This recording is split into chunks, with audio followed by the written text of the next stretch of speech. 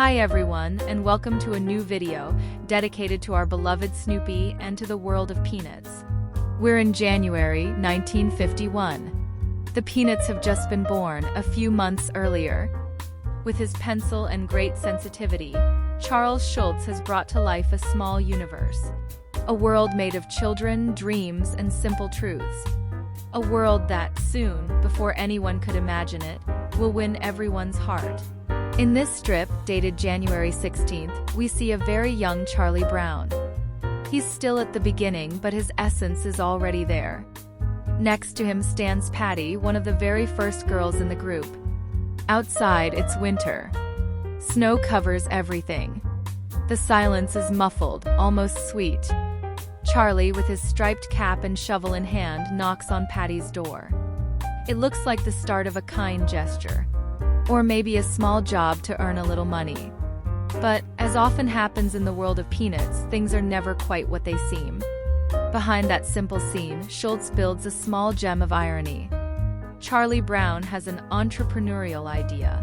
Naive, tender, irresistibly funny. He wants to do business, yes, but without the slightest desire to work. And in this contradiction, so human, so disarming, his whole world is already there. It's one of the first times we glimpse both his practical side and his sweet, inevitable clumsiness. With just a few lines and very few words, Schulz captures all his magic. Simple irony, subtle brilliance, and that rare ability to make even the smallest gesture feel universal, poetic, and true.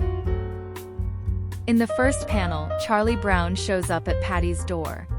He looks serious, focused, almost like an adult on a mission. He grips the shovel firmly, as if it were a tool of labor, not a toy. With a steady voice, he asks, "Shovel your walk." Said like that, he sounds like a tiny entrepreneur. He has the attitude of someone offering a service, someone who wants to be useful and important. Here, Schulz lets us glimpse one of the deepest traits of young Charlie Brown. His desire to do something that makes him feel grown up, that gives him a place in the world, that brings him, even for a moment, closer to the world of adults. But that same desire, tenderly, collides with reality. Charlie is still a child. His tools, the shovel that's too big, the hat slipping down his head, the serious yet uncertain expression, gently betray him. There's a subtle visual irony. He behaves like a real worker, but the whole scene feels off balance, almost disproportionate. Schulz reminds us that childhood is a game of imitation, a rehearsal for adult life. In a single drawing, tenderness and humor intertwine. The innocent ambition of a child and the universal poetry of those who, to grow up, must first pretend they already have. In the second panel, Patty, whom we had already seen standing at the door in the first one, now takes more of the spotlight. Her face is curious, slightly tilted, like someone who hasn't yet decided whether to trust or not. She looks at Charlie, holding the shovel, and after a moment of silence, she asks, "How much will you charge to do it?" The scene is small but precise. In that instant, there's everything. Anticipation, simplicity, the flawless logic of a child learning how the world works. Patty's question is practical, direct, almost adult-like. She evaluates the service, asks for a price, and without realizing it, steps right into the language of economics. It's the first real moment of dialogue between the two. And it works because they're both pretending to be grown-ups. Schulz builds a small masterpiece of balance. Two children speaking like adults, unaware of the paradox. It's one of the most recognizable trademarks of Peanuts. The child's voice that echoes the adults, but overturns it with innocence, simple, disarming, and true. And so, as Patty asks her question, Schulz sets the stage for the punchline. Everything seems normal, but we know something irresistible is about to happen. In the third panel, Charlie Brown speaks. He has a serious, almost professional look and says, "Oh, I didn't do it myself."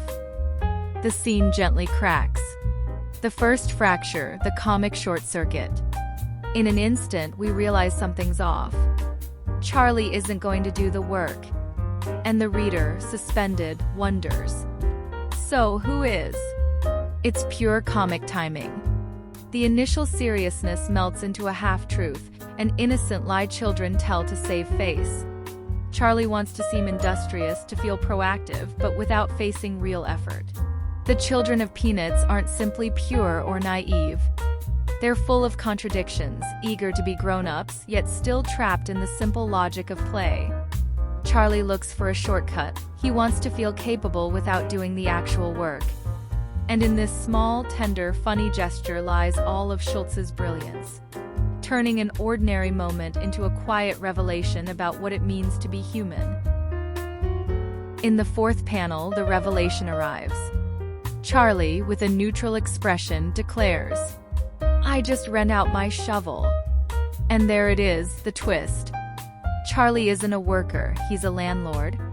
The punchline is perfect, simple, and brilliant. The humor comes from the contrast between what we expected, a kid ready to shovel snow, and what we discover. He just wants to make money without lifting a finger. It's a miniature economic paradox, a child's logic that feels irresistibly absurd to adult eyes. For a moment, Charlie becomes a child capitalist. He wants the profit, but not the labor. And yet, there's no malice in him. Only disarming innocence, that sweet inconsistency that belongs to those who haven't yet fully grasped how the world works. And then there's Patty. Her expression, surprised, slightly puzzled, closes the scene like a silent exclamation point. She seems torn between laughing, getting angry, or simply shutting the door, leaving Charlie there, proud, with his shovel and his irresistible logic. A shovel, a bit of snow, and two children talking like adults. With so little, Schulz tells a universal truth. Our eternal urge to do as little work as possible, to seem grown up before our time, to find shortcuts through the world. Charlie Brown, naive, imperfect, yet authentic, is already the emblem of what it means to be human. And there's something special about the fact that this strip was created in January 1951. The United States was still recovering from the war. Society was in upheaval, and pop culture was changing fast. Television and comics were just beginning to enter every home, and Schulz, with his sensitivity, was observing that new world with sharp and ironic eyes. And perhaps Schulz is suggesting that, in life, laughing at ourselves, noticing our small contradictions, acknowledging them gently, is already a small step toward wisdom in every era and at any time. If you enjoyed yourself, subscribe to the channel, leave a like, and activate the little bell to stay updated, and see you next, friends.